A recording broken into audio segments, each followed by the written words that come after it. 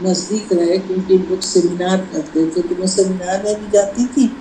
اور پھر مجھے کچھ لکھنا تھا کہ تکن پور جو ہے ان لوگوں کا گوالیئر سے کچھ دور پہ، وہاں پہ میں کچھ ہفتہ رہی تھی، اور وہیں پہ میں نے اپنا ناول شروع کیا تھا پاریجات۔ تو وہاں پہ میں نے ٹریننگ دیکھی، سپاہیوں کا ولولہ دیکھا، بہت سارے کوشچن کیے ڈائریکٹر سے، اور یہ بھی دیکھا کہ انہوں نے وہ ورک شاپ بھی مجھے دکھائی جو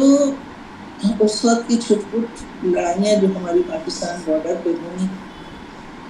تو ان سے جو عورتیں بیوہ ہوئی تھیں ان کے لیے وہ کیا کام کر رہے تھے۔ وہ بلڈنگ بھی دکھائی انہوں نے جہاں 1.5 کمرے کے جسے کہتے ہیں گھر ملنے والے تھے۔ میں نے ان عورتوں کو بھی دیکھا جو مسالہ کوٹ کے مسالے سستے داموں میں نے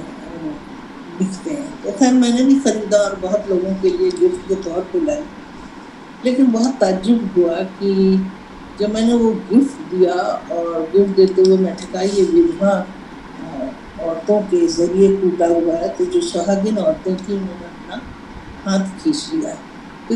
یہ اپنے میں دھکے دی۔ اس کے بعد وہ کپڑے وپڑے بھی سلتی تھی، بہت سارے کپڑے بھی میں نے خریدے، اور یہ طے کیا تھا کہ لوٹ کے لگاتار ایک سمبند بنائے رکھیں گے۔ لیکن جو باتیں مجھے پتہ چلی وہ اور بھی دکھدائی تھی، کہ ہم دور سے ایک رومانٹسزم پال لیتے ہیں،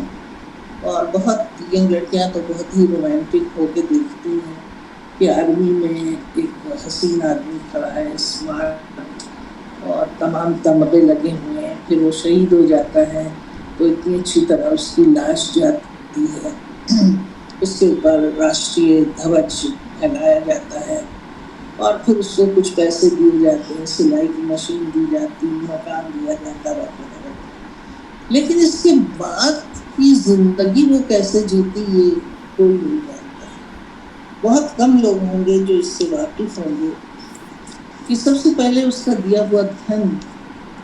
اس کے گھر والے لینا چاہتے ہیں، یعنی شوہر کے گھر والے، کیونکہ انہوں نے بیٹا گنوایا ہے اور بہو تو باہر کی ہوتی ہے۔ اس کے بعد جو ہوتے ہیں بہت سارے پریمی پیدا ہو جاتے ہیں جو اس کے اسی پیسے کی وجہ سے اس کے قریب آتے ہیں اور ٹھگ کے چلی جاتی ہیں۔ وہاں پہ بھی ضرور کچھ نہ کچھ مدد NGOs وغیرہ ہوتی ہیں۔ تو یہ سب بیک گراؤنڈ کے ساتھ کوئی بھی آدمی جس نے یہ سب اتنے قریب سے دیکھا ہے وہ جنگ کو کبھی نہیں سپورٹ کرے گا، اور کوئی بھی سپورٹ نہیں کرے گا۔ لیکن جنگ بھی کئی طرح کی ہوتی ہے۔ ایک جنگ یہ ہوتی ہے کہ لگاتار آپ کو اکسایا جا رہا ہے تو آپ کو جواب دینا پڑتا ہے۔ مجھے افسوس ہے کہ اس وقت پہلگام جو ہوا، اور کئی لوگوں کے منہ سے، ذمہ دار لوگوں کے منہ سے سنتی میں نے بدلہ لے لیا، یہ بدلہ نہیں تھا، جواب تھا۔ اگر وہ پرووک کر رہے تھے تو آپ نے اس کا جواب دیا، اور اس میں سے 26 اور 27 ہندو نہیں مرے، اس میں لمبی تعداد میں مسلمان بھی مرے ہیں، کیونکہ وہاں چھاٹ چھاٹ کے ہندو نہیں جمع تھے، وہاں مکسڈ لوگ تھے، اور ان پہ یہ حملہ ہوا۔ اور حملہ جس زبان میں ہوا وہ زبان ہمارے دیش کی پولیٹیکل زبان تھی، وہ وہاں کی زبان نہیں تھی۔ آج تک اس زبان سے آتنکواد کشمیر میں یا پاکستان کے ذریعے نہیں ہوا۔ یہ ہمارا ٹون ہے کہ وہ کہلائیں کہ آپ پہلے شری رام کہیے، یا آپ یہ کہیے ان کو چھوڑ دیں گے، ایسے بہت سارے ویڈیو ہے۔ اس وقت ضرورت ہم لوگوں کی یہ ہے کہ ہم کیسے اپنی ایکتا برقرار رکھیں اور غلط قسم کے جذبات میں نہ، اور اس طرح کی لڑائی کا سمرتھن دینا جو سمواد کے ذریعے طے ہو سکتی تھی یا طے نہیں ہو پائی، یا کس طرح سے اس کو پہلے ہی جسے کہتے ہیں سیز فائر ڈکلیئر ہو گئی، تو جب ہم جواب دے رہے تھے تو جواب کے ساتھ ہم کو شرطوں کا بھی پتہ ہوتا، لیکن کافی کنفیوژن ہے۔ کنفیوژن کے ساتھ ساتھ یہ چیز ہے کہ بہت کلیئر کٹ کچھ نہیں ہے،